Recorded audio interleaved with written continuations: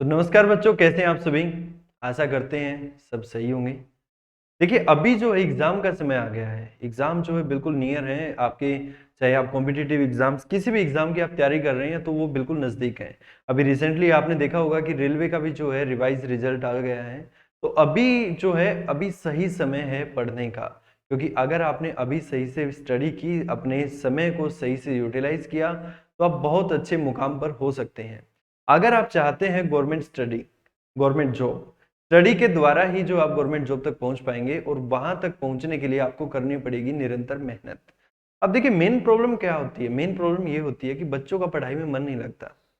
बच्चों से जो है लगातार पढ़ा नहीं जाता। अक्सर जो है बच्चे कुछ स्टडी करने के बाद उब जाते हैं। तो आज मैं आपको कुछ ऐसे मूल मंत्र देने वाला हूं जिससे आप जो है स्टडी बहुत इजीली वे से कर सकते हैं और अपने सिलेबस को लिमिटेड समय के अंदर कवर अप कर सकते हैं। तो चलिए स्टार्ट करते हैं बिना किसी देरी से। स्टडी करने के लिए सबसे पहले क्या चाहिए आपको। स्टडी करने से पहले सबसे पहले आपको चाहिए एक नियम। नियम क्या कहता है? नियम यह कहता है कि जो चीज आपको अचीव करनी है वो आपकी आंखों के आगे होनी चाहिए। मैं इसका एक अच्छा सा एग्जांपल देता हूं कि अपने समय को कैसे यूटिलाइज करें। महात्मा गांधी जी का आपने नाम सुना होगा। महात्मा गांधी जी जो है अक्सर गीता के श्लोक गुनगुनाते रहते थे। तो अक्सर वो जो है जो कैंपेन रहते हैं उनमें बिजी रहते थे। कहीं पे धरना प्रदर्शन है या जो भी प्रोसेस रहती थी, काफी बिजी रहते थे उसमें। तो इसी बीच उन्होंने सोचा कि ये जो श्लोक है मैं कैसे याद करूं ज्यादा से ज्यादा। तो उन्होंने क्या किया, जब वो सुबह उठ के ब्रश करते थे तो वहां पर शीशे के ऊपर जो है उन्होंने अपने श्लोक चिपका दिए। हर रोज का एक श्लोक चिपकाते थे और अगले दिन उसको याद करते थे। जब वो याद हो जाता था उसको उतार देते थे, फिर नेक्स्ट चिपका देते थे। तो उससे देखिए दो चीजें होती थी। एक तो वो ब्रश कर लेते थे और साथ के साथ श्लोक याद कर लेते थे। यही चीज मैं आपको बताना चाह रहा हूं। आपको जो है अपने रूटीन वर्क के अंदर स्टडी को इनरोल कर देना है। जब आप रूटीन वर्क में स्टडी को इनरोल कर देंगे तो उससे जो चीजें जो है इजी हो जाएंगी और आपको उन चीजों में इंटरेस्ट आना शुरू हो जाएगा। करना कैसे वो मैं आपको बताता हूँ। आपका जो भी रूम है जहां पर भी आप स्टडी करते हैं, सबसे पहले वहां पर एक बोर्ड लगाइए।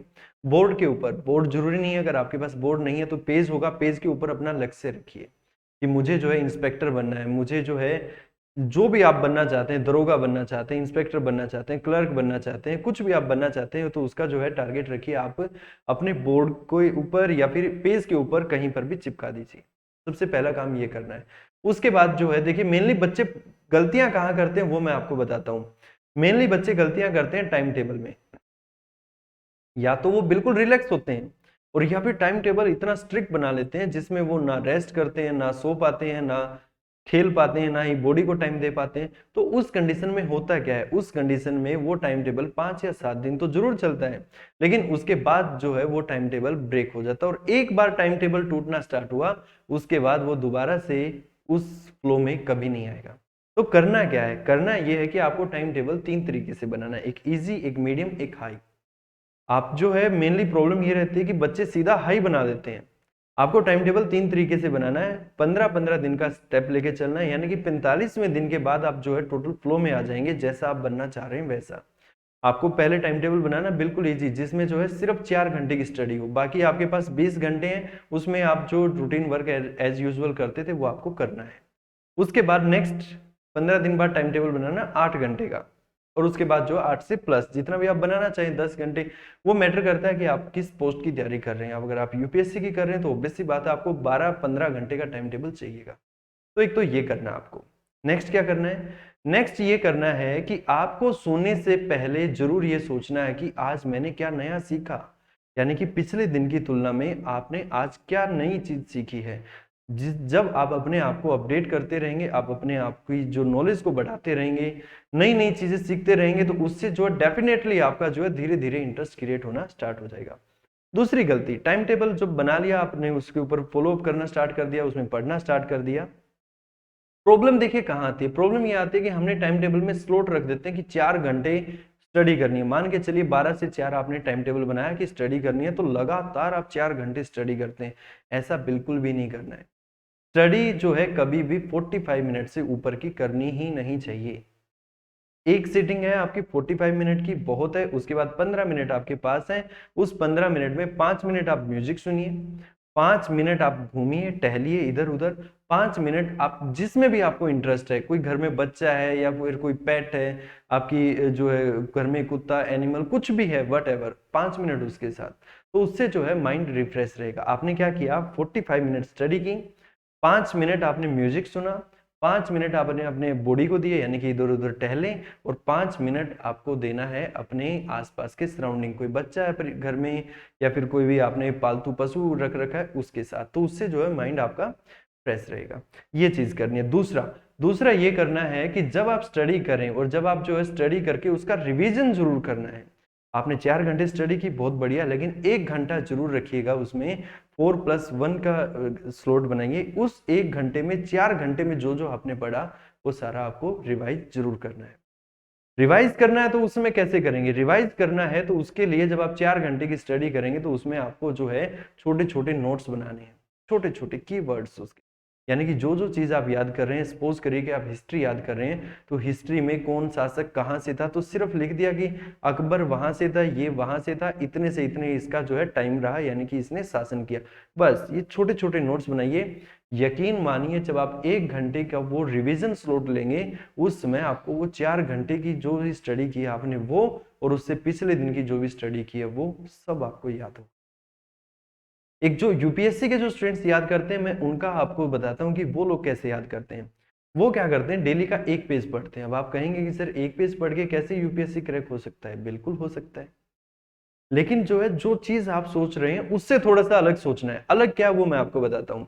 उनके जो भी नोट्स हैं, जो भी बुक हैं, वो डेली का 1 पेज पढ़ते हैं। 1 पेज कैसे पढ़ा, आज पढ़ा उन्होंने फर्स्ट पेज, ऑब्वियस सी बात है। आप तो यही कहेंगे कि कल सेकंड पेज पढ़ेंगे, नहीं, पहले वो फर्स्ट पेज को रिवाइज करेंगे, फिर वो सेकंड पेज पढ़ेंगे। तीसरे दिन वो क्या पढ़ेंगे, पहले जो है फर्स्ट और सेकंड पेज पढ़ेंगे, फिर तीसरा पेज पढ़ेंगे। चौथे दिन क्या पढ़ेंगे, फर्स्ट सेकंड थर्ड और फोर्थ पढ़ेंगे। पांचवें दिन क्या पढ़ेंगे, first second third fourth fifth पढ़ेंगे। और यकीन मानिए जो है जब 100वां पेज पढ़ेंगे तो वो पूरे नोट्स 100 बार वो पढ़ चुके हैं। और ऐसी सिचुएशन क्रिएट होती है कि उनको ये पता होता है कि किस पेज के ऊपर कौन सी लाइन के ऊपर क्या लाइनिंग लिखी है। सपोज करिए कि पूछ लिया कि अकबर का शासनकाल कब से कब तक था, तो उनको ये पता होता है कि पेज नंबर 52 के राइट हैंड के ऊपर से छठी लाइन के बीच में ये लिखी गई है कि कब से कब तक उसका शासनकाल था। ये होती है यूपीएससी की स्टडी। अगर आप यूपीएससी की तैयारी कर रहे हैं तो डेफिनेटली आपको ऐसे ही पढ़ना पड़ेगा। मूल मंत्र आज मैं आपको बता रहा हूँ। और जो है अगर आप उससे नीचे लेवल की तैयारी कर रहे हैं तो इतना डीपली तो नहीं पढ़ना पड़ेगा, लेकिन हाँ अगर आप इसको फॉलो करते हैं तो यकीन मानिए आप बहुत अच्छे से जो है एग्जाम को क्रैक कर सकते हैं। हमेशा विश्वास रखिए। दूसरी बात जो है, मेनली स्टूडेंट्स ये कहते हैं कि हमें जो है मोटिवेशन वीडियो देखनी है, हमें मोटिवेशन चाहिए, मोटिवेशन चाहिए। अरे बेवकूफो, मोटिवेशन आएगा कहाँ से? मोटिवेशन तो आप खुद हो अपना। अगर आपको मोटिवेशन चाहिए ना तो आप अपने माँ बाप की तरफ देखो, अपने परिवार की तरफ देखो। उससे बढ़ के जो है आपको मोटिवेशन कोई नहीं दे सकता। सबसे जो है शॉर्टकट ट्रिक है, आप अपनी माँ की बातों को, अपने पिता की बातों को याद करिए, सोचिए कि आप उनके लिए क्या कर सकते हैं और जो आप कर रहे हैं क्या वो सही है। बस हो गए मोटिवेट। सिर्फ इतना ही करना है। आज के समय की जो सबसे बड़ी मेजर प्रॉब्लम है दोस्तों, वो ये है कि बच्चे जो है मोबाइल पास में रख के पढ़ते हैं। देखिए उसमें मैं ये नहीं कहूंगा कि वो गलत है, रीजन क्योंकि बहुत सारी ऐसी चीजें होती हैं जो बुक में नहीं दी हैं, तो इंस्टेंट आपको गूगल करना पड़ता है उस चीज के लिए। तो मैं आपको एक जो है आज एक बहुत ही बढ़िया चीज बताता हूँ, उसके लिए क्या करना है। वाईफाई से कनेक्टेड रखिए, का जो व्हाट्सएप है उसको हिडन में डालिए, फ्रंट में मत डालिए उसको। नहीं तो बच्चे क्या करते हैं, लॉग ओपन किया उसके फ्रंट में ही जो है व्हाट्सएप सबसे ऊपर होता है, यूट्यूब सबसे ऊपर होता है, इंस्टा सबसे ऊपर होता है। तो एक बार अगर आपने क्लिक कर दिया, उसके बाद जो आप अलग ही दुनिया में चले जाते हैं, और उस दुनिया से वापिस आने के लिए आपको माइंड का जो है प्रेशर बहुत ज्यादा चाहिए, तब आप उस चीज से बाहर आ सकते हैं। आपको एक चीज बताएं, आप जो है वीक में एक बार करके देखना, 24 घंटे के लिए डिजिटल चीजों से दूर रह के देखिएगा, आपको पता लगेगा कि दिन कितना बड़ा होता है, कितनी मुश्किल से जो एक दिन काटा जाता है। और वही जो आपके पास मोबाइल है, सोशल मीडिया, इंस्टा है, फेसबुक, यूट्यूब है, तो आप जो पूरा दिन ऐसे ही निकाल देते हैं। तो समय का बर्बादी जो है, ये चीजें बनाई गई हैं। और यहाँ पर बच्चों के लिए चीजें नहीं है, ये चीजें उनके लिए हैं जो ऑलरेडी सेटल्ड हो चुके हैं। अब उनको जो करने के लिए कुछ है नहीं, तो वो अपना टाइम पास करना चाहते हैं।